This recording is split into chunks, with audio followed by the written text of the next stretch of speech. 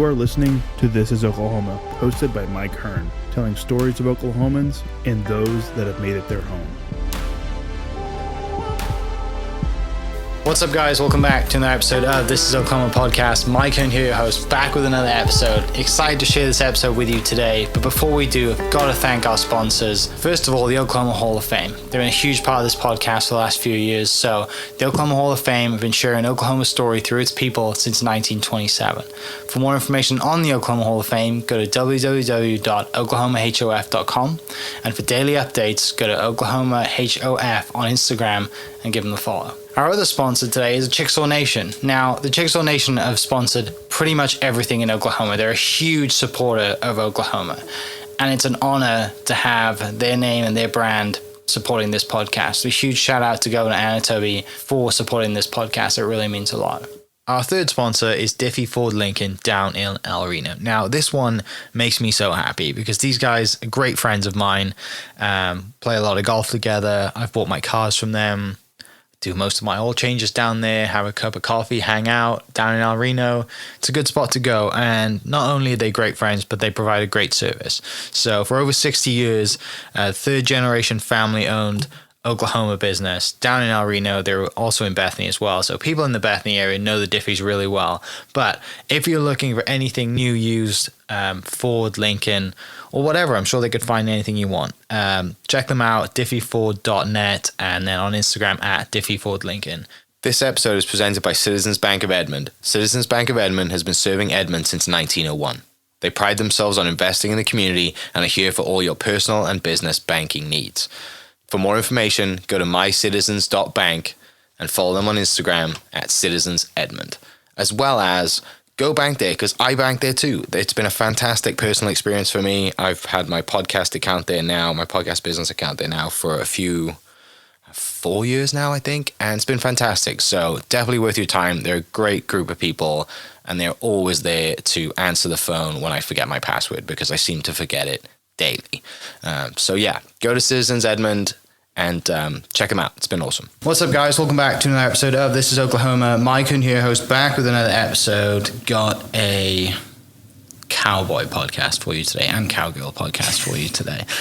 Gives me great pleasure to introduce to you from Oklahoma Cowboys, Seanell and Jakian. Jakian. I told you I was going to mess it up, right? Everybody said Jakian. And I'm going to go back to my podcasting, back to my accent and tell you. And I'm going to leave that in because I'm a real person. And I make mistakes. Right. So, Jakian on the podcast. Thank you guys for coming down. I'm excited to dive into the story. Definitely. Thank you for having us. Yeah. So, when people ask you what is Oklahoma Cowboys, what do you tell them it is?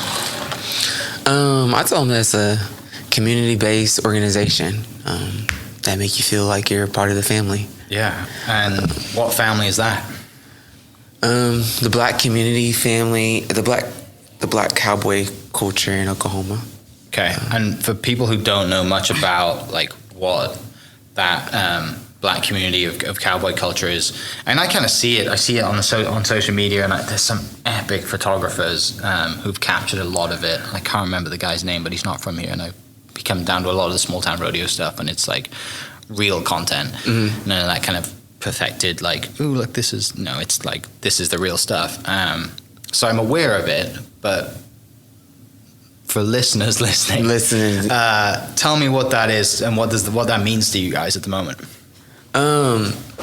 Oklahoma Cowboy. Well, I'm gonna give you a backstory where Oklahoma Cowboys kind of started and where it is now. Oklahoma Cowboys started in honor of my aunt.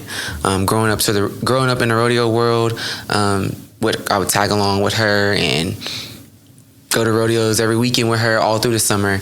And about 2018, see, I'm getting stirred up. 2018, she got sick, very sick, and she went to the hospital for a whole entire year. And in 2019, on May 1st, she passed away of cancer, a short battle of cancer. And so I haven't been to a rodeo since. The last rodeo I went to was about 2017. And so I went to a rodeo again about 2021, and I was doing a photo project called The Rodeo Record.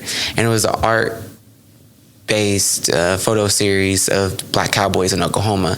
And as I was out there, I was like, this is more than just like a photo series. This is like a community that needs to be highlighted on a bigger level. That like, why does no one know about Black Cowboys in Oklahoma? So that's where it kind of all started at Oklahoma Cowboys.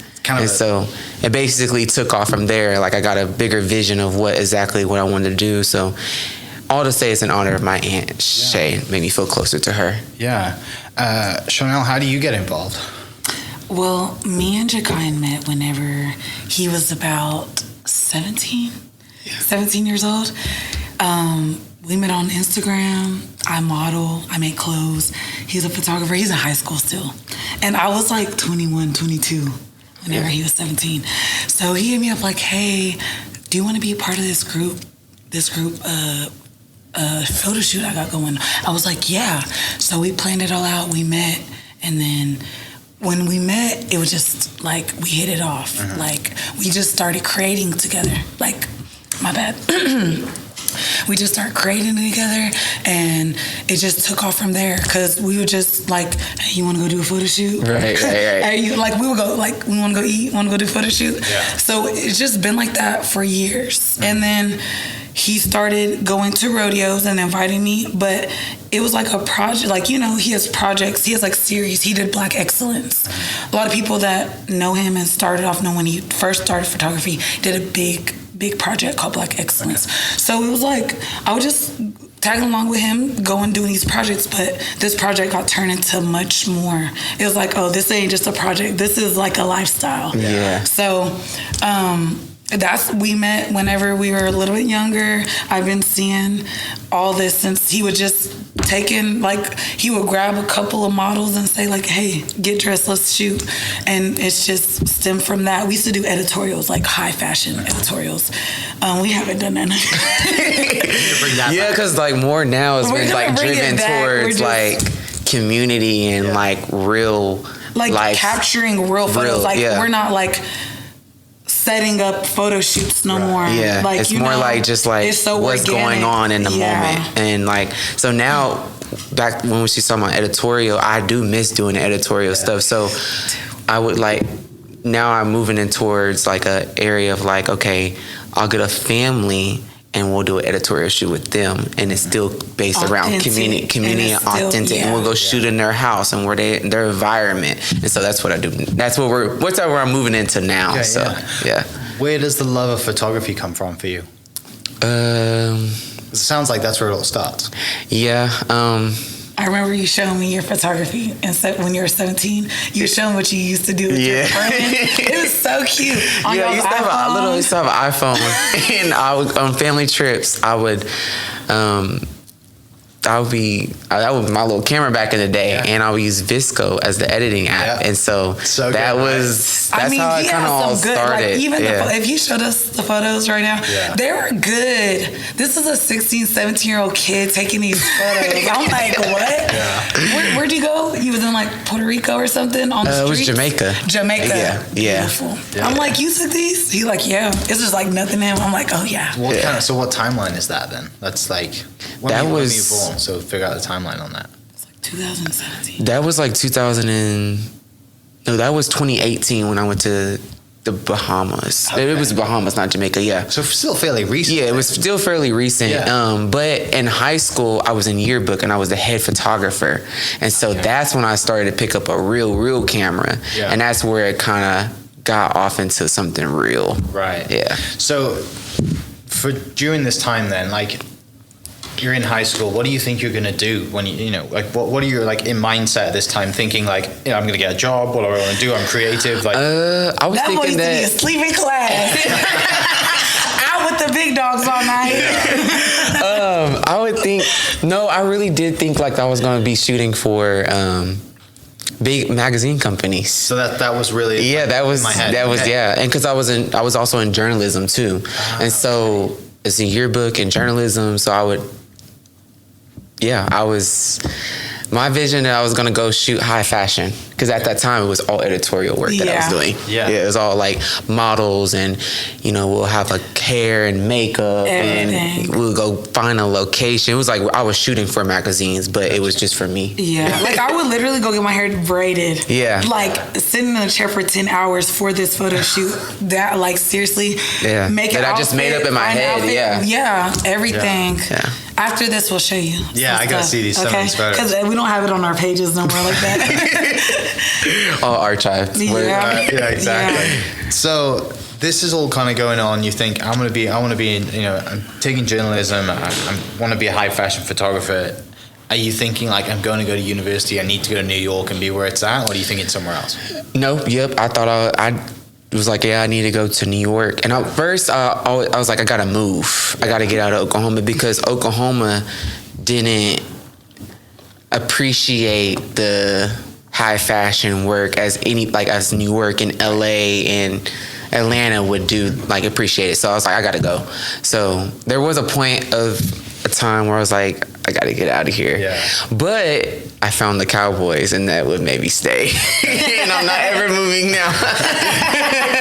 What? I found the Cowboy community and how much it needed to be showcased, and moved in another direction. Yeah. So the way you're speaking about Oklahoma Cowboys is the same way I feel about This Is Oklahoma. It wasn't meant, like it wasn't a plan. It just happened. And I fell in love with it, and you just kind of run with it, right? You just double down. And right. You just get into it. And then, like I said, you meet the people in the community, and you hear all the stories. And next thing you guys do is there's so many stories. And do a podcast, because it's the easiest way to capture stories. Right. And there's so many stories that are still need to be told for sure. of Oklahoma. Yeah. Like even beyond the Cowboys, like at our HBCU, and how much the significance of that is in Oklahoma too. Like, that's a whole nother project I've been thinking about too. So what is kind of like the current state then of high fashion in Oklahoma? Have they recognized it since you kind of had that moment early on? Has it changed in the last 6-7 years?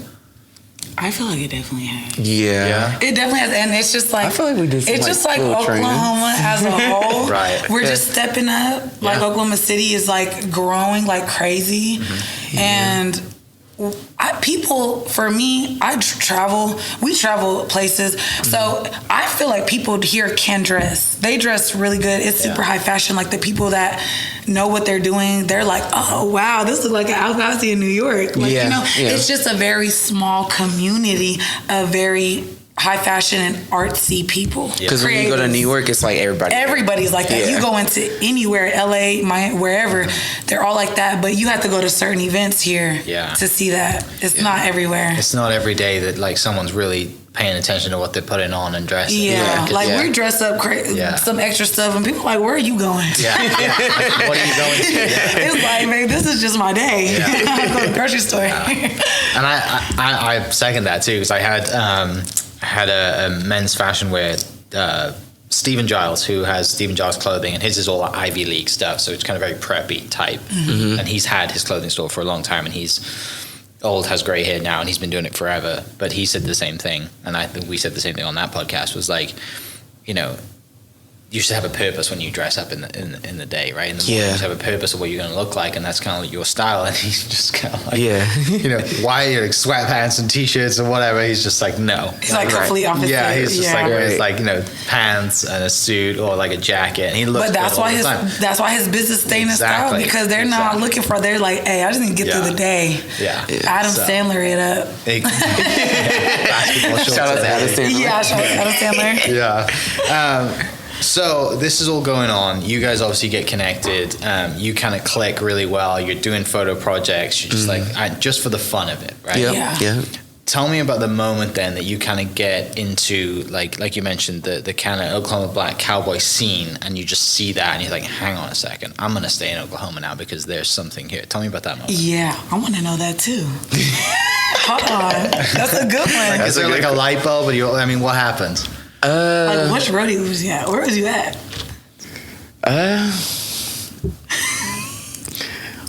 Well, I always been knowing rodeo, so it's just like, I would say the Old Muggy rodeo that really sparked the bug light to me. That was like, I don't know. It's just like when I was creating and making content of the Cowboys and, you know, building Oklahoma Cowboys. And I was just like, there's no way I could not ever leave because this gotta go somewhere. So,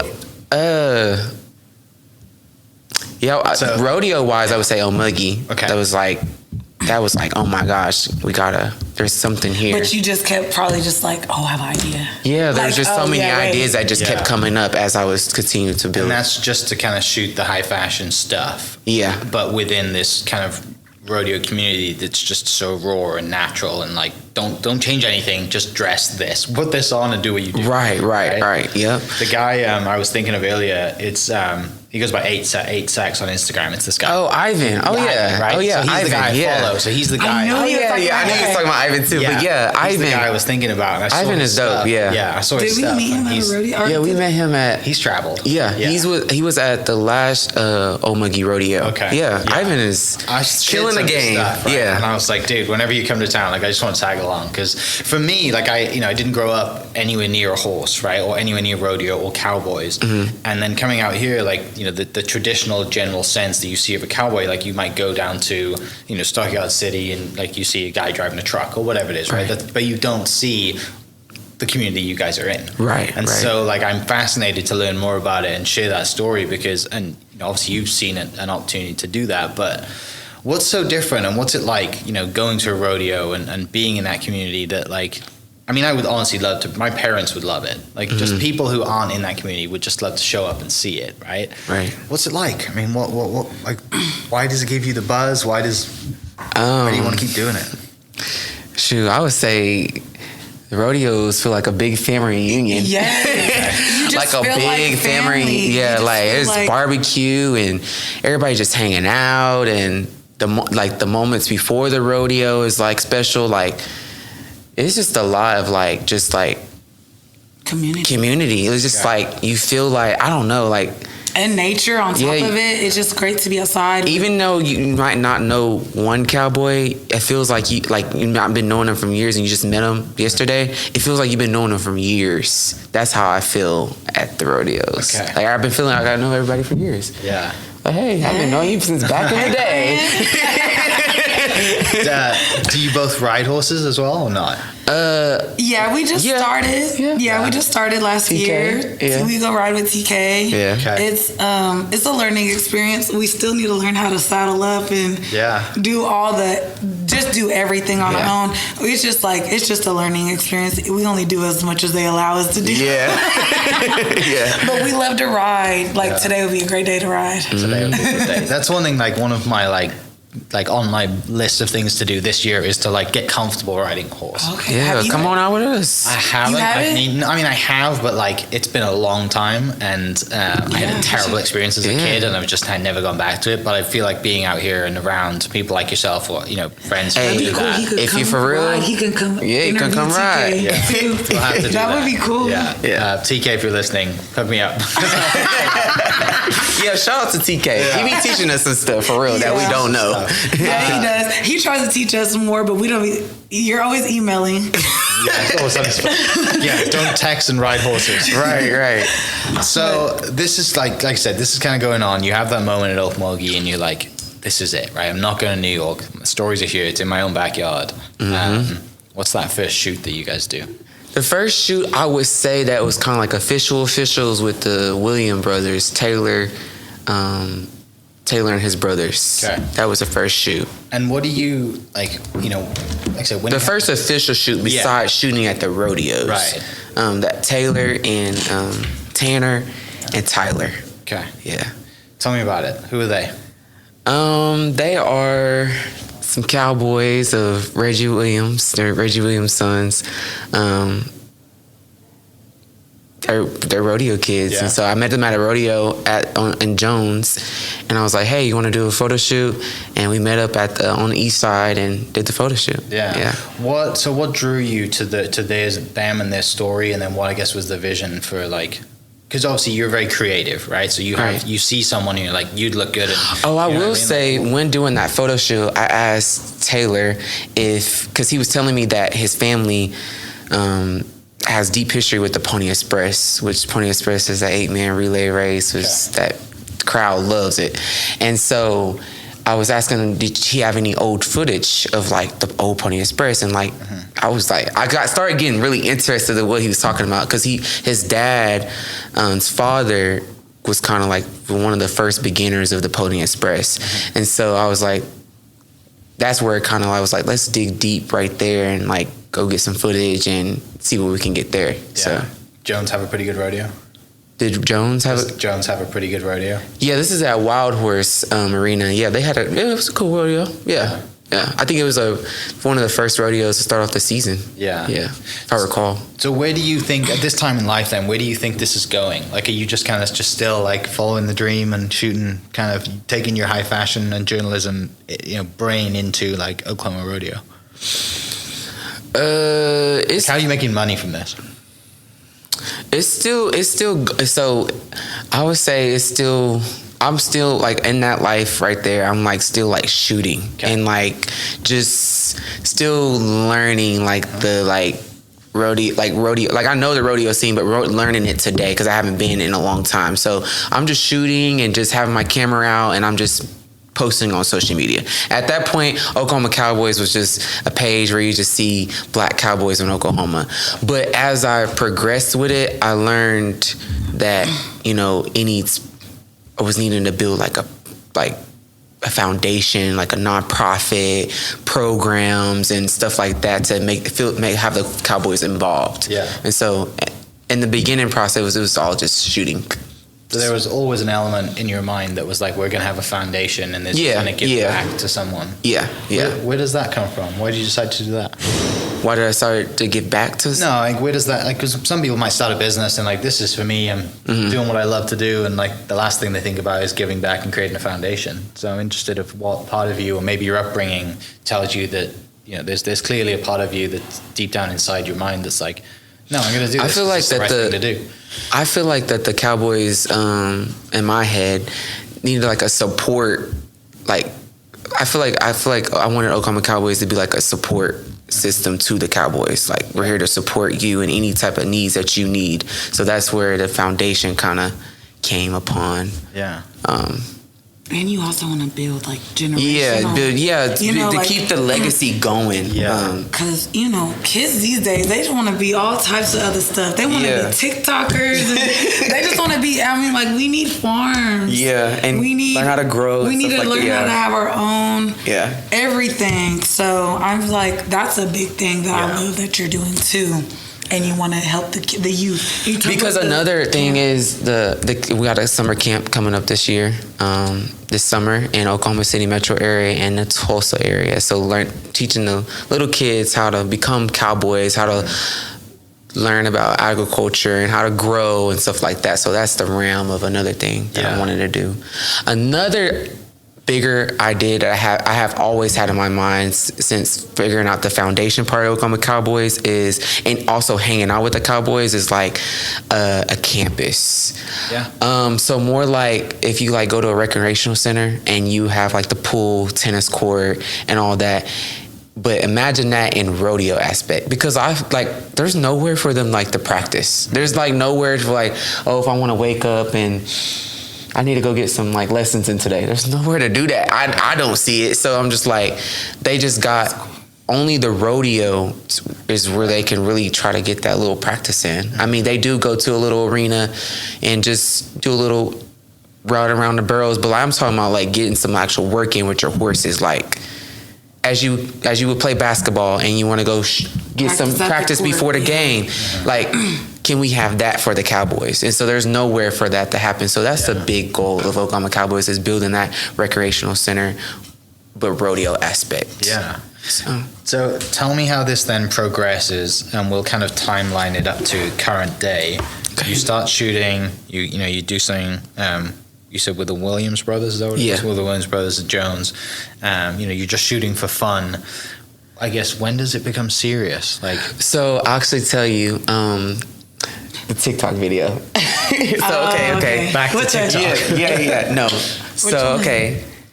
It got, Oklahoma Cowboys was like, I figured out, it took off like within overnight. So I was at a rodeo in Mesquite, Texas. This is the beginning of rodeo season, and I recorded a video of the Pony Express. It was like a practice session. It was like for them to advance over to like the actual night. And so there's actually a word for that, but I can't think off the top of my head. I posted, and I wasn't posting it for it to blow up. At the time, Oklahoma Cowboys probably had like 500 followers. I was just posting just to post, making a little cool reel. And at that time, I was just making reels, and doing content. And so I was at a friend's house. So I recorded the video and posted it to social media. Rodeo went on. Next day, I went back to Oklahoma because this is the rodeo. This was in Texas, and I went to a friend's house. And this is like I would say this is like 2 days later after I posted the video, and I walk in and my phone's buzzing off the hook. Like it keeps buzzing. I'm like, what is going on? I'm just not even thinking. I'm just thinking everybody's liking the video, not thinking nothing of it. And then I was like, hey. My phone just kept going on. Like, there's some. I'm talking about ding after ding after ding, like, follow. I'm like, oh my God, what is going on? And so I look and I'm like, I found there was this page that had reposted the video I posted, and it had tons of followers. Called Shout Out to Black People's Pets or something like that. They reposted the video. That was a moment that Oklahoma Cowboys took off. Yeah. That was a moment that the world. Yeah. That was the moment that the night that Oklahoma Cowboys was on the map. Like everybody was figuring out who Black Cowboys were in Oklahoma. That's crazy. Yeah, that was really he was crazy. Like, friend, I keep getting a follow. I get a follow. It was like follow after follow. I was like, dang, this is what it means to blow up overnight. Viral, because baby. At the time, I was just posting just to post. Yeah. Like I was not caring about if we blew up or not. Yeah, he was still thinking about editorial stuff. I was still, it was just like, hey, we blew up. Okay. Right. But there's a great lesson in that too, though, right? Because you keep doing it. And after we did blow up, it was still the consistency of like, okay, posting the reel. This one blows up, cool. But it kept going. Yeah. Like some people are just like, oh yeah, we blew up. They're cool with that. Like they not hungry for no more. No. He stayed consistent, like nothing ever happened. Mm-hmm. I mean, you like how the page was and how he was doing was how it was doing when it had 400 followers. Yeah, and I took all my marketing skills from my marketing that I was doing other things that I market for. So I took all those marketing skills to Oklahoma Cowboys, and I just market the brand and really figured out a brand, Oklahoma Cowboys. So and then that's how it took off, though. Yeah, and then you like by getting that initial kind of validation of like I'm on the right track here. It kind of pumps you up a little bit, right? You get a little bit more motivational, whatever it is. You're like, no, I'm going to do this. It's just a sign that you're on the right track and doing the right thing. Yeah. I think that's when you was like, okay, the shirts, the sweaters. Yeah. We need a logo. And I didn't release Oklahoma Cowboys until I had a logo. Yeah. Yeah. So it's just like this is the first one. Always had the page. I always had the page, but I never did post until I always had Oklahoma Cowboys out there, but nobody knew who it was until I had the logo. Yeah. So. Nice. So that happens, and you just keep doing your thing. You keep taking photos, and does it up to the rodeos? Every rodeo.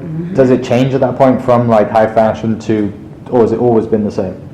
No. So there's actually been in my own personal work, I did switch to wanting to do more community-based work, and so that was me going out to the community and highlighting different things of Rochelle, like I met Rochelle at Walmart, and how I met Rochelle, she was in the checkout line. This is when I was working at Walmart, and so she was in the checkout line, and we were both working at Walmart. We were both working at Walmart.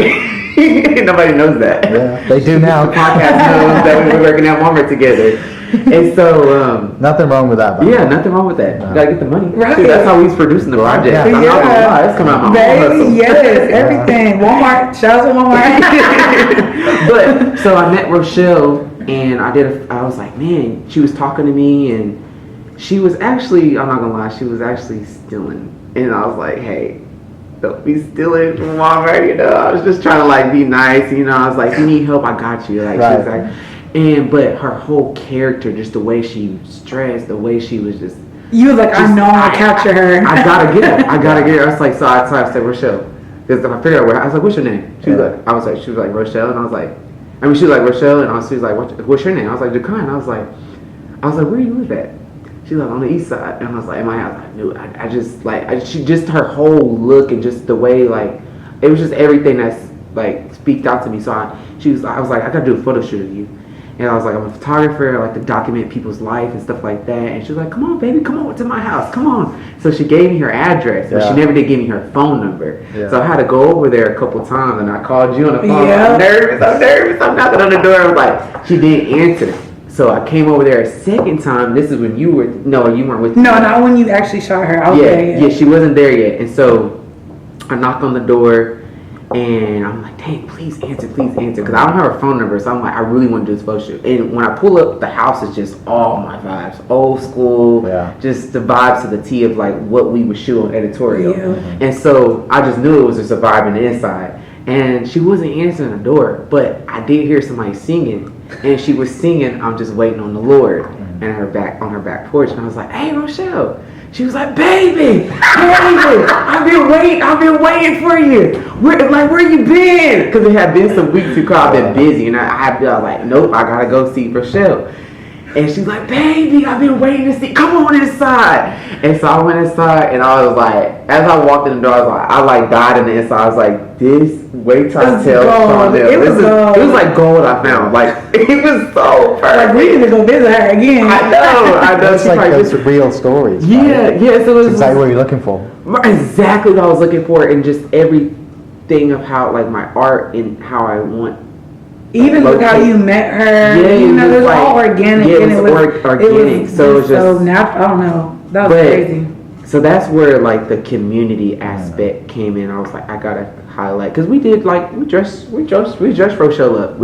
You know, in her clothes though, and we did like editorial. Oh, and her husband too. Yeah, they both got dressed. Had made them feel real good. Yeah, and so that was where I was like, okay, we gotta do community. Yeah. So, yeah, like everything doesn't have to be so organized and put together. Yeah. You can get something like, oh, she has a look. Yeah, let's use that. Because even before I met Rochelle, as I was working at Walmart, working at all these other places, I was, man, I'm like, I could use them. I could see them in a movie. I could place them. If I made a movie, I could place them somewhere. Yeah. And so that was just. We're always scouting new models. We still do even though we're not even doing photo shoots and stuff anymore. Yeah. We're more in the cowboy community. We're still like, we just seen a girl at the collective. We're like, hey, let's get your information. We might need you in the future. Yeah. So that's how the more community aspect came upon. Yeah. Is meeting Rochelle, and before that too. But Seanell, you just said you're not doing, quote, photos no more. How do you progress then into what it is you're doing now? I was, because I haven't did a photo shoot in a long time, I'm not gonna lie. Besides the Timberland. Yeah. And tell them about that. Yeah. They didn't even know he was a photographer. Oh, we'll get there. Yeah. I can't wait to talk about that. We'll get that is so funny. We need to set some context first. So I kind of stopped shooting once the Oklahoma Cowboys took off, and I figured out with the foundation and the business side of everything, I stopped shooting. Okay. I was like, I don't want to shoot no more. I'll have some people shoot for me. Yeah. But I was still wanting to create on. I was just getting into like a business. I've always been business savvy, but it's just like, I don't know. Shooting just had caused a lot more work than it was. For me, shooting wasn't just, oh, let me go shoot. Yeah. Shooting for me was like, we got to get a hairstylist, makeup, all this thing to make the shoot happen. So I was just kind of getting like burnt out on that, because in Oklahoma, it's not as easy as if it would be in New York, and it was just kind of hard to collaborate with people and stuff like that, because, you know, I was funding everything by myself, so I didn't have all the money in the world. So it was just like, I was just getting burnt out of just all like the collaborating stuff like that. So within the last 6 months then, which has probably been absolute hellfire for you guys. Yeah. Just like, what have we just been like thrown onto the world stage and putting this community on the map? People clearly start reaching out to you. Mm-hmm. Like, tell me about that. What's that like? Who's reaching out? Are you guys like running around the house freaking out? You're calling each other like, you never guess, right? You never guess who DM me. Yeah, you gotta tell them how we found out about the Louis Vuitton thing too. Let's talk about that. You just got back from Paris. Like, talk about Louis Vuitton. Yeah. So. And then after just getting done and how it really Timberland, it was a lot. Yeah, so how it really kicked off, I would say we had some film companies come down. Okay. And that's when it really started getting serious, because I was like, okay, they're wanting to film and stuff like that. And so I had met a lady named Keisha in LA, and she's with a production company, a really big one. And I was like, they were at the Bill Pickett Rodeo, and I was like, you guys need to come down and get some real Oklahoma Cowboys, like some real things that goes down in Oklahoma. And so they came down, and that's where it kind of like really in my head was like, okay, this is gonna really turn into something like business. Like, we gotta really start taking things serious. And so the next thing I would say happened after that, after they come, was, it wasn't Timberland, it was something else. I can't remember what, it was something else that really made it really official, like how Oklahoma Cowboys official, but the really biggest thing was Timberland. Yeah. How that happened, they just reached out over email. I'm not gonna lie. I think it was just like your reels that kind of. Yeah, really it was the reel. It was like one reel got like 1 million views. The reels just kept taking off. I think that's what you kind of missing out, because it was just like the page was going crazy. The page was just doing its own movement by itself, and so like all the consistency and everything he's been doing was like paying off. It was just like overflowing. Well, and it's smart on Timberland's part, right? Because Timberland is, quite an iconic brand in the community too, right? Like, it's when I reached out, I can't pull off Timberland boots like you can pull off Timberland boots, right? That's what we're saying, so it's really cool. And obviously that happened, like, that obviously went live launched after you got back from Paris. But obviously it's been in the works before that. So how was that process? What happened when they reached out, and what was your reaction to that first? So I'll tell you the whole process. So I was asleep early in the morning, and my mom, she calls me, because she looks at all my emails and she keeps track of everything that's going on. She calls me and was like, hey, Timberland reached out. I said, what? Like, this is like 5 o'clock in the morning. No, I would say 6 o'clock in the morning, because they're ahead of time. So it's like 7 o'clock there. So they already sent the email. And so she never calls me that time of the morning, because she's getting ready to go to work and stuff like that. So I'm like, what could she be calling for? She's like, guess what? You won't believe it. Timberland reached out. I said, what? Timberland? What? Like, I didn't believe her. Then I went to go look at the email. I was like, dang. You're on the map. Dang. I'm like, what? And then you told me what it was. Yeah. They were doing a collab. Like, they wanted to do a Black and then I called her. I called you next. Oh, yeah. We were screaming on early in the morning. It was like 6, 7 in the morning. I was like, what? Yeah. So that happened. Then we scheduled a Zoom call with them, and that happened like fast. They happened all fast. It happened all fast because they had a strict timeline. They were trying to get this done. This is all like late October to November. That we had to get this done, because we shot it in November. Because look, we went to New York in September. You got your first pair of Timberland. You can't forget that. Come on, tell it. So I went to New York Fashion Week in September. Got my first pair of Timbs, and at the time I was like, you just wanted Tim's because no. So at the time, I wanted to do a rodeo in 2025. I was like, I need a big brand to like sponsor like the rodeo. Like, I was like, I don't know who it could be. I don't know if it could be Nike, Jordan. I don't know who, Under Armour. I don't know who it could be, because I remember Ivan telling me at Old Muggy, I was like, bro, tell me how you got your sponsors. Like, I need some sponsors like you. Like, come on, tell me, like give me some game. Like, because I need to do, I want to do a rodeo, but I want it to be big. And he was like, you got to think outside, you got to see who you want, and you got to think outside of the box. And when he said think outside of the box, and he started naming off some brands, I'm like, okay, you're right. These brands would love to get behind, Black Cowboys and the things we got doing on in Oklahoma. So when I was in New York, I brought my first Timbs, and I didn't even think Timberland. I didn't even think. And that was in September. Yeah, that was in September. Yeah. And October came around. They reached out October. Like, I would say they reached out early November, like early October, late October, early November, and boom. Yeah. Never would have thought Timberland. Yeah. So what was their vision and the collab on? Like, did they just kind of say, hey, put your boots on, let you run with it? Or did they fly in? And like, how they got on a Zoom call. They had a whole vision of they had a whole background vision of like Black pioneers, and I can't exactly recall the whole Zoom call, but Black pioneers and like outdoors, because they are an outdoor brand, and so they were wanting to collab with Oklahoma Cowboys, and so they asked me who do I have a videographer, and I didn't tell them that I was a photographer. Because I remember I telling y'all I didn't want to shoot no more. Yeah. I did want to shoot, but I didn't want to shoot. So Brian, he was like, "Are you a photographer?" Like, they started bringing up my work. They found my work, and I was like, "Yeah, I shot that." And it was like, "What do you want to shoot the Timberland campaign?" Yeah. And I was like, "Sure." I'll be down. Right. And so that's how the Timberland thing kind of happened. And so when they came down, they did come down, and they basically gave us full control of like picking the people.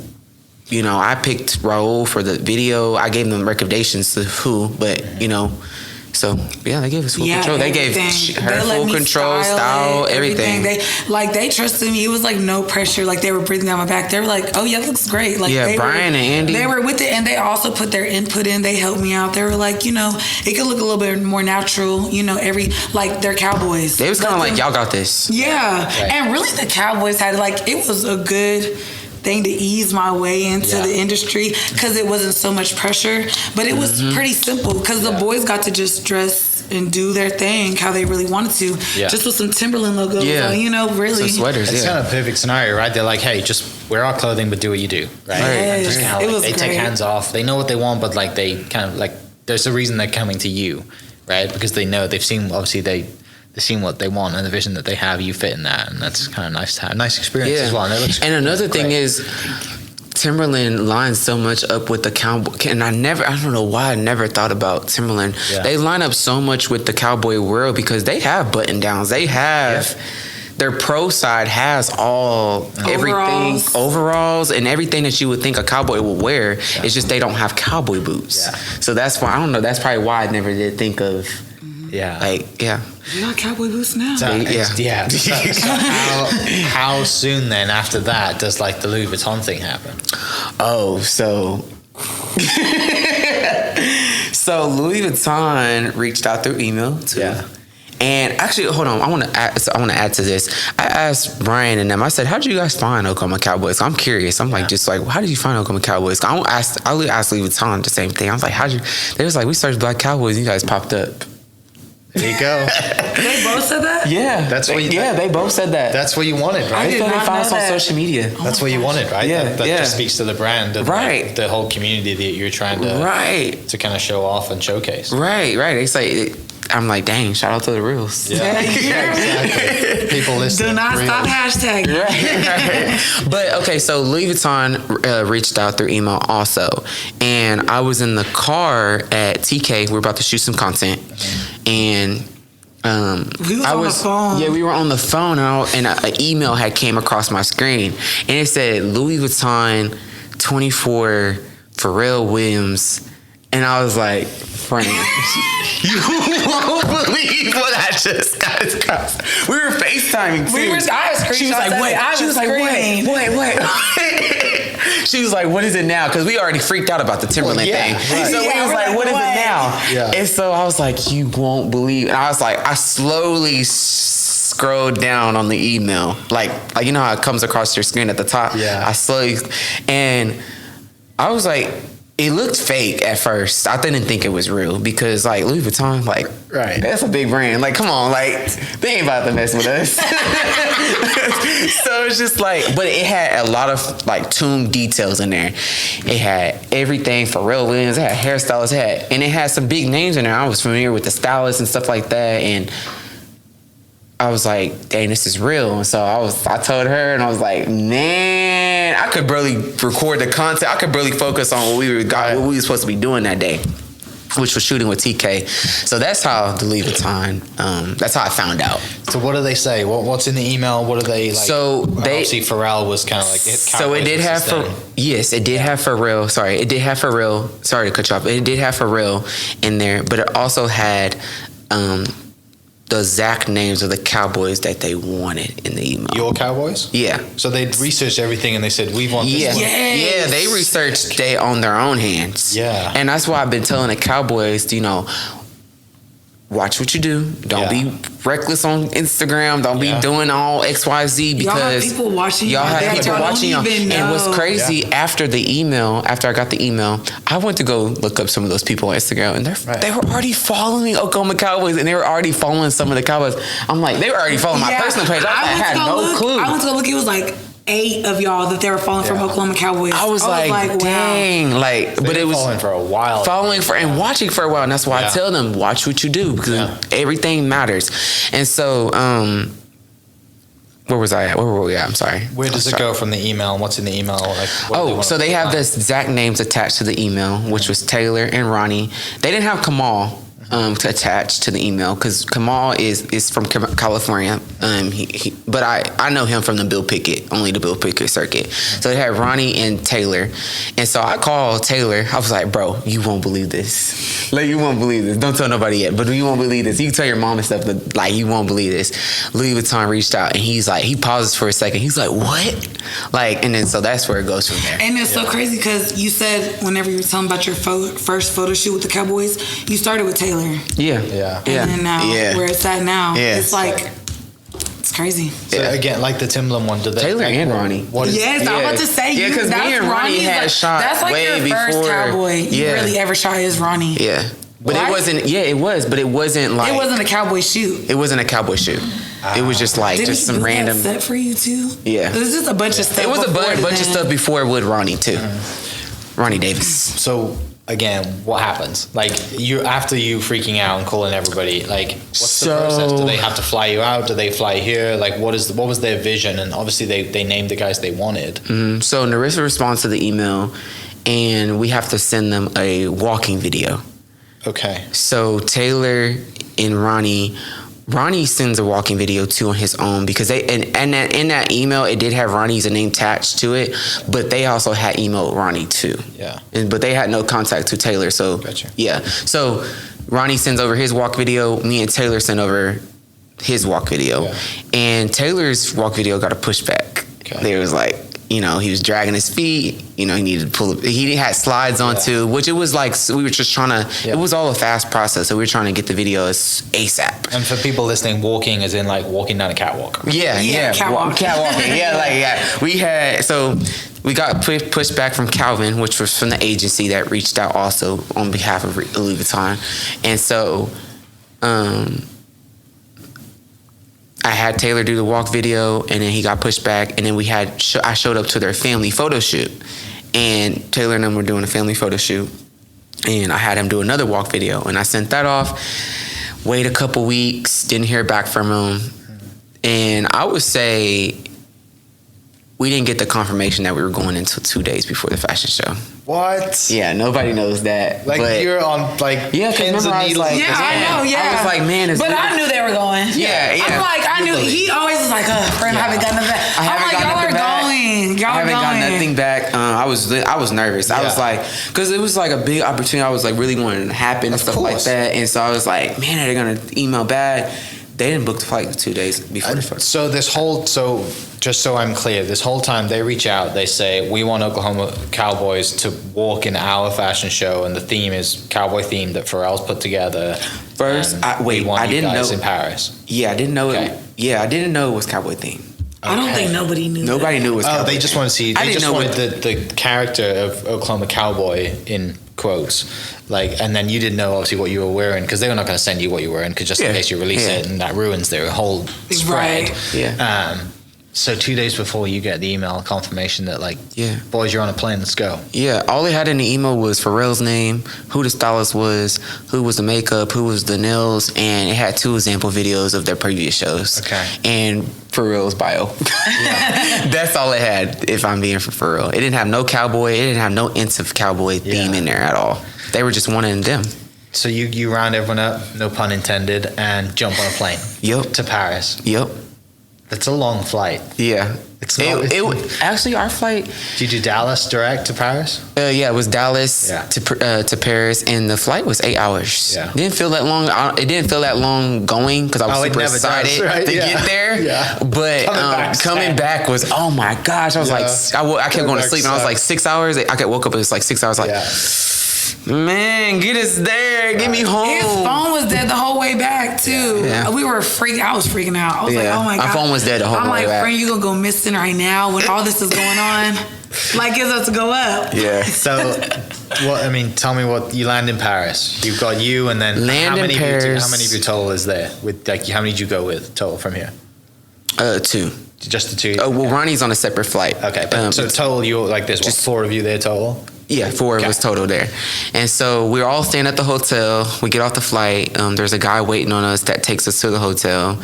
Louis Vuitton had us. Kind of has the name in the card. They had us. 5-star service. Yeah. Love that. Yeah, they had us feeling like kings, I guess you could say. Yeah. They had a little guy holding the thing, so he took us in a nice little car, and we went over to the hotel, and everything was like, I had no clue where we were going. My phone was barely working. Yeah. I mean, I knew the hotel, but this dude could literally kidnap us. Right. Because I had no clue. Our phones weren't working. Yeah. It was roaming. But I did have my roaming settings on, but it still was not, the data wasn't all the way there. So I couldn't call you easily if something did happen. But okay, so we get to the hotel and we're like, dang, we made it to Paris. They have to go to a fitting as soon as we get there at 12. And so we wait on Ronnie. Ronnie's kind of late Ronnie's already there at the hotel. Ronnie's late to his fitting, and we all get in a taxi. We go over to the fitting. We get dropped off where the fitting is, but it's at the Louis Vuitton headquarters. This place is nice, like top tier, nothing I've never seen before. Yeah. So we walk, like, there's a whole security process. We walked in, go through like these little security things, and go up the elevator. We on the thing that says LV and the like a mirror thing. It was nice. Like, then we get there, we walk in, get off the elevator, we walk in. And there's these 2 doors that say no social media. Yeah. This is fitting, like no phones. Mm-hmm. And so we go in, and the Cowboys, they do the fitting and stuff like that. And from there, that was the fitting. That was day 1. Yeah. It was the fitting, and that was the first time I got to see the clothes too. And so, what was your reaction to the clothes first time? And I guess that's the first time you figure out. So I didn't get to go. I didn't get to go all the way into the room. I did go in there for a brief second, and I did see something, but I didn't get to go in there because it was like strict. They were strict. Yeah. Everything was so strict. Yeah. And so if you were not walking in the show, you need to go sit down. Yeah, you need to go sit down. So I had to wait out in the little waiting area, but I did get to see a glimpse of something. There was a lot going on in that room. There was people sewing. There was people walking. There was clothes everywhere. It was a big room full of like everything, but I did get to see a glimpse, but I had to wait. And so they came back out, and they were in there for a minute, strong minute, and they got to meet Pharrell and all that, and Pharrell was like very happy to meet them and honored to meet them. Like, they were in there longer than any of the other models. Sick. So, did you get to meet Pharrell? No, I didn't get to meet Pharrell. Oh, come on. Yeah, I didn't get to meet Pharrell. That's not fair. I did see Pharrell. Me and Pharrell were in the same room. Breathing the same air. Yeah, we were saying that shaking hand. No. No. So, I'm sure the Cowboys. But he was honored to meet the Cowboys. Yeah, I'm sure they're like losing their minds at this time. That's what he was doing? Right? Yeah, he was like, right? Yeah, he was like. Yeah. So that's day 1. That was day 1. Like, I assume at dinner that night, you guys are just like, what? Like, how are we here right now? What? Right? Yeah. And also like in a dream. Right. And also back to what you said right at the beginning of this was like, you did have a dream to go to New York and be in high fashion. Now you're in Paris doing this, right? Like, with Cowboys. Yeah. And that's how, like, I love how, like, you know, people listening might not be into manifestation and all that. I think it's the cheat code. It's the greatest thing and ever. And then him going to get them Timberlands in September, he had no... Yeah, it's amazing. Like, it's crazy. Yeah, so like full circle. Day 2. Tell me about day 2. Dang, what was day 2? There's been so much happening. Day 2 was rehearsal. Okay. Rehearsal. So they had to be there at a certain time, walk in... And are you with them this time too? Or? Yeah, I'm with them. After this, I'm with them the whole entire time. Yeah. It was just that they were just so strict about the clothing process, and I get it. Yeah. They just want to hold everything tight because you never know, somebody might slip that on social media, and then it's over. Millions of dollars are going down the path. Yeah. So after that rehearsal, so Let's see. I'm trying to think. So we take a taxi to rehearsal, and it's at the Louis Vuitton Foundation. Day one was at the headquarters, but it's at the foundation now.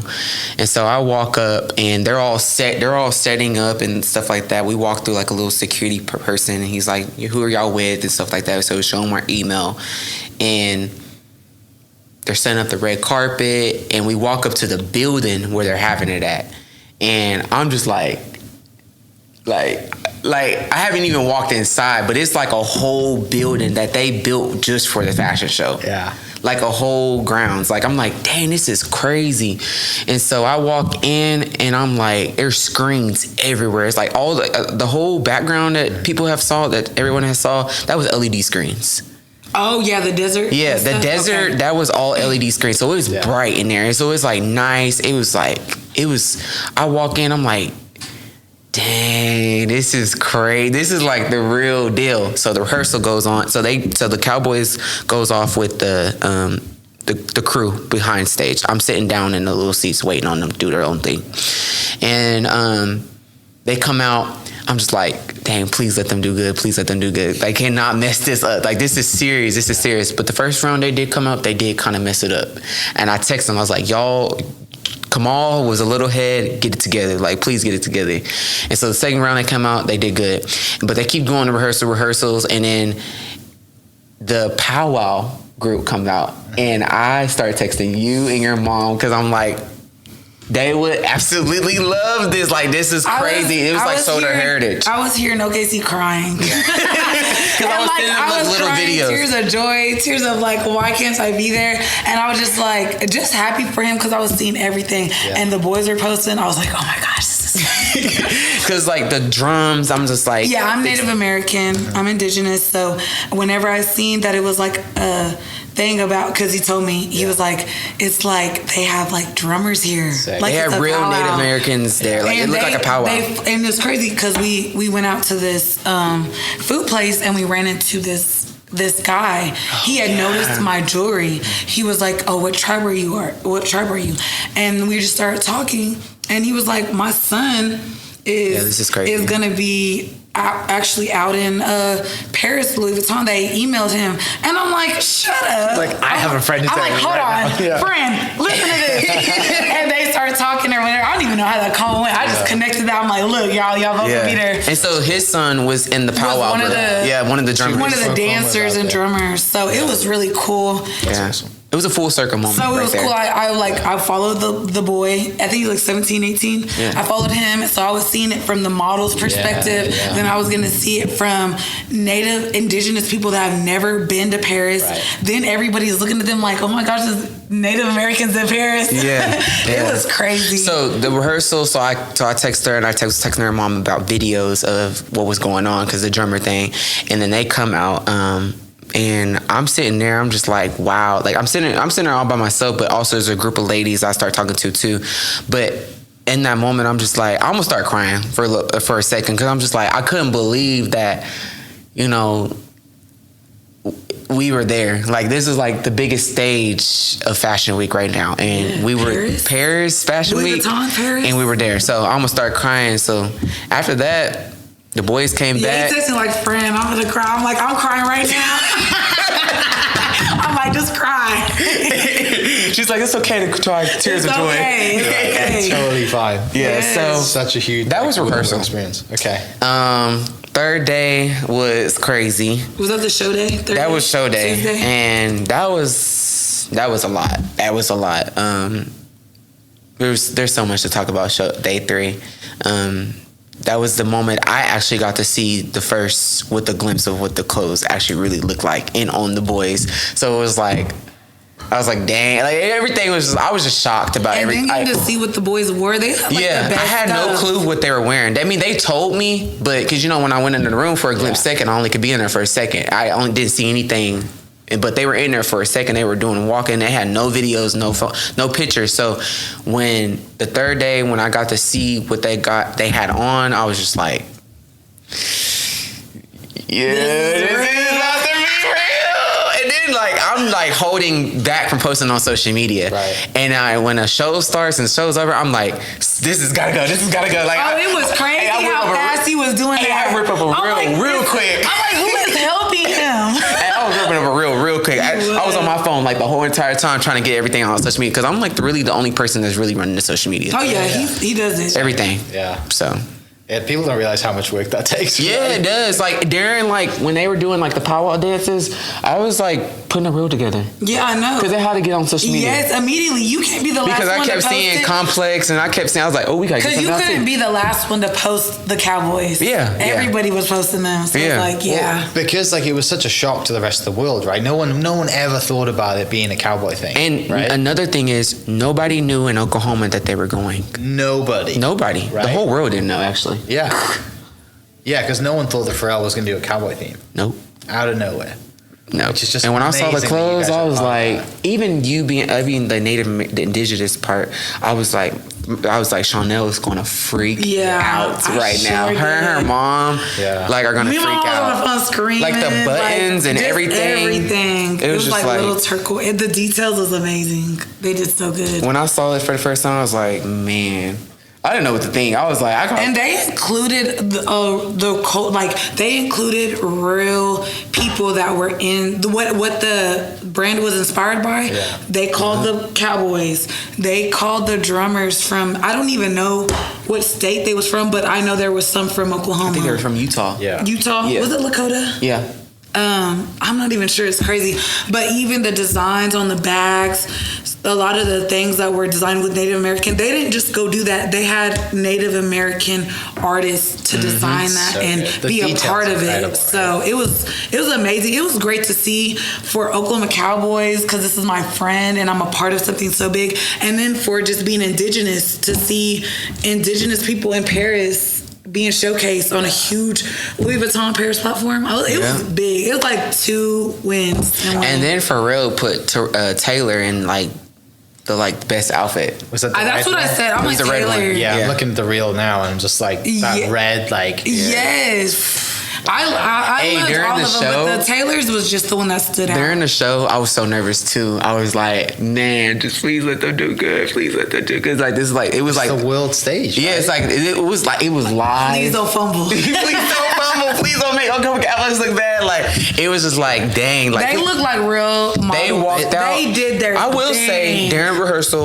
Ronnie, props to Ronnie, like he looked like the real deal. Yeah. Like he was looking like the real. Even in rehearsal? Yeah, even in rehearsal, he was killing it. I was like, bro, you killing it right now. You killing it. I was like, hey, you killed it. Tell me about the Cowboys. What's their day job? Like, what do they do? Like, this is. So I know Kamal. It's crazy that they just go, pick them to go, right? The story's nuts, but like, they have a day job as well, right? Yeah. For them, this is an insane experience, but sadly, they don't get to do this. Yeah. Kamal works at a dealership, car dealership, and then he runs with the Bill Pickett circuit and does Cowboy stuff. Ronnie does everything. He does a lot of Cowboy stuff. He's like a handyman. He's Cowboy. I know he works on this ranch. He does a lot. Yeah, a lot. Taylor, he actually is he's working to be a veterinarian. Yeah. And so just 3 normal dudes. That's so cute. Right? Yeah. He graduated to be a veterinarian at OSU. So brilliant. Yeah. I can't imagine what they were going through, what you're all going through, like you're there. Yeah. Tell me about like just outside of just going to coffee in Paris with 3 Cowboys. Like how was that perceived? What was it again? I'm sorry. What was the reaction to just general people in Paris when you 3 or 4 you walk down the road? You're dressed in your cowboy gear. You're just kind of going to get coffee. You're going to get dinner or something. Like, how was that? Because they don't have Cowboys in Paris. Right. They're shocked. Yeah, they're looking at us like, whoa, what are y'all doing here? Who are you? Like everybody's looking at us like, oh my gosh, like black cowboy, like Cowboys, but black Cowboys, like. I've never seen this before. Because Cowboys, like if you went up there and you had a hat on, they'd be like, oh wow, a cowboy, what? Yeah, but y'all black and y'all a cowboy, and you got dreads and you got all this. It was just so many different levels. And then Ronnie looks like a Native American cowboy too, as well. So it's just like different colors of Cowboys. They were like, wow. Yeah, I know when we were just imagine. Even in videos you sent me, you could just see people in the background. Yeah. Did anyone stop you for photos? Not that I agree. I think so, not just taking photos of you instead. Maybe them. Yeah, maybe them. Yeah. But no one's like, hey, people were stopping to get our social media though. That's good. Yeah, so because I remember we went into one store and they were like looking at them. They was like, "Do you guys have Instagram?" They were telling them that they were Cowboys and like they was like rodeo. So I will say when we were talking to people, everybody doesn't know where Oklahoma is. Yeah, no, they have no. They have no clue. Zero idea. We have to mention Texas. Yeah, you just say. And they're thinking when we say Texas, they're thinking like back in the day. Yeah. Shooting, shooting. That's what they thought about. Yeah, like revolver guns. Like So they don't. I've never heard of Oklahoma. Nope. No, they're clueless where Oklahoma is, so they're shocked. Yeah, that doesn't surprise me at all. Yeah, that's crazy. Yeah. Oh, they're thinking like lasso, like riding on a horse. They're thinking Clint Eastwood. Maybe not right now, but maybe, I don't know. Right. A couple years back, you would tell somebody you're from California, you're from Oklahoma. They think you're out in the country living on a farm. Yeah. And I'm like, no, Oklahoma's not all like that, but we are a country. So no one that everybody because we were talking to everybody, but nobody that we ran into that they were like, Oklahoma? Right. Where's that? Yeah. Where's that on the map? Tell me about any after parties you guys get invited to. Like, what's the vibe after the show gets done? After the show, we all go back to the hotel and we change. Get a little wild in Paris? Yeah. It's a good spot to go on a night out. Yeah, we went to this club and we were with I don't know, he won't put this in there. Y'all can cut it out if you want to, but he like, friend, they don't want to go home. They got to be up early. Oh, yeah. They was in the club at 4 a.m. No, put that in there. Put that in there. Yeah, we were at the club and I was getting irritated because they had to go to the show the next day and we had to be at the show. And you need to be well rested. You want to look tired as a model. You want to know what time we had to be at the show for show day? Probably 6 a.m. It was 8 a.m. 8 a.m. And they had to be there all the way until we left like 10. 12 at night? Yeah. 8 a.m. to 10 at night? Yeah, and they wanted a 14-hour day. But the night before, we were at the club hanging out, and they were... we were there until like 4 or 5 a.m. Yeah. And the rest of us texting us like, have y'all at the hotel yet? Are y'all at the hotel yet? And I'm texting her irritated. I'm like, bro, we need to go. We need to go because these dudes are going to be so tired and I don't want them to like mess up tomorrow. You know what I'm saying? So, but they killed it. I was just like, friend, they never been in Paris. This might never ever happen. They never been to a club in Paris. Like, let them live it up. Yeah. They're going to kill it tomorrow regardless. They know where they got to be. Right. So I was like, I was irritated. I know. I understand. He's in manager mode. Exactly. He's not letting up. He does not play. Like, he's always in business manager mode. Yeah. It's a huge opportunity. It is. You need to be serious. Yeah. And they're like, we should have left the club a long time ago. We should never even went. Nothing good happens after 1 a.m. You should be home. Right. 4 or 5 a.m. We're leaving the club and they're like, oh, let's go. Where are we going? I'm like, where are we going? The hotel. You have to be somewhere. I'm telling Shadir, I'm like, bro, it's like, we gotta go. He's looking at me like, I know. Okay, because this is one of my favorite lines in movies. Did anybody say Royale with cheese in Paris? You know that line, right?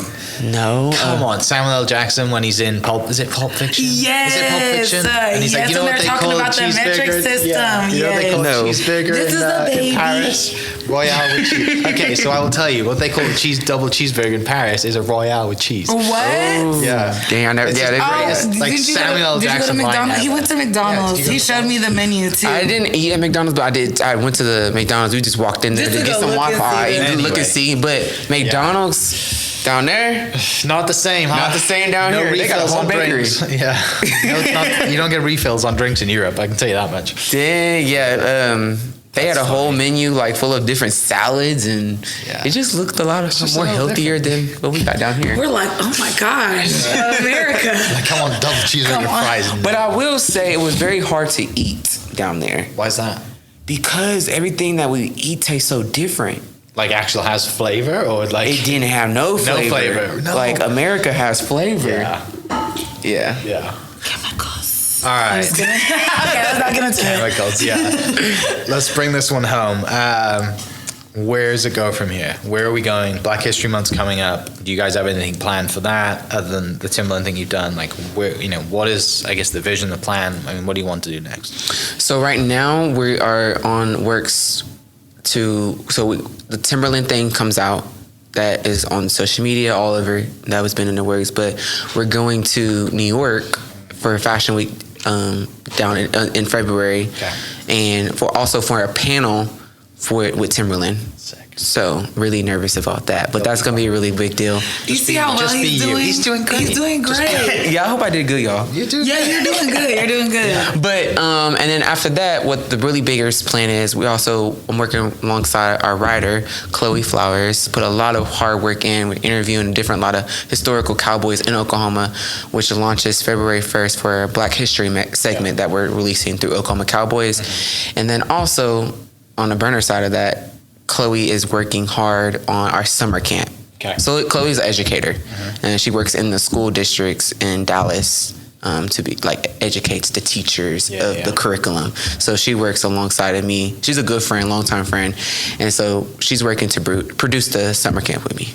And also Janae, she works on my nonprofit board. She's a big help of the summer camp too. So everything. Yeah. Everything's coming together. Yeah, everything is falling in place. Together. Yeah. Janae is definitely a big help on the summer camp shout out to Chloe and Janae. Yeah. Hey. Where do you send people? How can, if someone's listening to this, they're like, man, I love the story, I want to be involved. Do you guys have a website or a foundation? How do they donate money and just kind of help you guys out? OklahomaCowboys.org and also on the Instagram and email. Okay. Yeah, email is definitely the quickest way to get things moving. And I'll put the Instagram in the description down below. If you're not already following it, you should. You should. Yeah, I'm excited. And I will say, everybody stay tuned for 2025 rodeo. Rodeo's I don't coming. know where it's gonna happen. If you could just wave the magic wand, where would you have it? So Paycom Center. No, it's not gonna be Oklahoma. Okay. I want to take it to where people don't know anything about Black Cowboys. Well, Houston. Okay, so here's the options. Looking at Houston and I'm looking at New York. Okay. Oh yeah. New York is. New York. Can you have a rodeo in the Garden, Madison Square Garden? I don't know. That would be a spot. That'd be a spot. Maybe Brooklyn. Spot. That would be great. Stay tuned. Stay tuned. Houston or Brooklyn, New York is going down. Love that. Or maybe Atlanta. Both. I don't know. Okay. I don't know. Well, Atlanta would be cool. Yeah. I appreciate you coming in. I appreciate you sharing stories. I can't wait to just check this out. Keep checking in. Keep seeing what you guys are doing. And this is fun. Yeah, this was fun. You like it? Yeah, it's good. He was so nervous. You should start one. It's the easiest way to capture content. That's what I was going to tell you. Right? You probably should start it like super easy. Capture Cowboys. Stories. I tell everybody this, but you should start a podcast. But thank you so much for everyone listening. Go to the Instagram, the description, and we will catch you next episode. Cheers. All right, peace out, y'all. Hope you guys enjoyed that great episode. Thank you so much for listening. As always, huge shout out to our sponsors, the Oklahoma Hall of Fame, sharing Oklahoma story through its people since 1927. For more information on the Oklahoma Hall of Fame, go to www.oklahomahof.com and follow them on Instagram for daily updates at OklahomaHOF. Our other sponsor, the Chickasaw Nation, amazing sponsor. They do amazing things for the state, and they're always sponsoring something in Oklahoma. They're a huge supporter of Oklahoma, and without their support, we wouldn't be able to do what we do. And our third sponsor is Diffie Ford Lincoln down in El Reno. Now, this one makes me so happy because these guys are great friends of mine, play a lot of golf together. I've bought my cars from them, do most of my oil changes down there, have a cup of coffee, hang out down in El Reno. It's a good spot to go. And not only are they great friends, but they provide a great service. So for over 60 years, third generation family owned Oklahoma business down in El Reno. They're also in Bethany as well. So people in the Bethany area know the Diffies really well. But if you're looking for anything new, used, Ford, Lincoln, or whatever, I'm sure they could find anything you want. Check them out, diffieford.net, and then on Instagram at diffiefordlincoln. This episode is presented by Citizens Bank of Edmond. Citizens Bank of Edmond has been serving Edmond since 1901. They pride themselves on investing in the community and are here for all your personal and business banking needs. For more information, go to mycitizens.bank and follow them on Instagram at citizensedmond, as well as go bank there, because I bank there too. It's been a fantastic personal experience for me. I've had my podcast account there now, my podcast business account there now for 4 years now, I think, and it's been fantastic. So definitely worth your time. They're a great group of people, and they're always there to answer the phone when I forget my password, because I seem to forget it daily. So yeah, go to Citizens Edmond and check them out. It's been awesome. Thank you for listening. We are inspired by those around us and hope that you are too. Make sure you subscribe to this podcast on your favorite podcast platform and leave us a review so we can keep telling your stories. For more great Oklahoma content, follow This Is Oklahoma on Facebook and Instagram.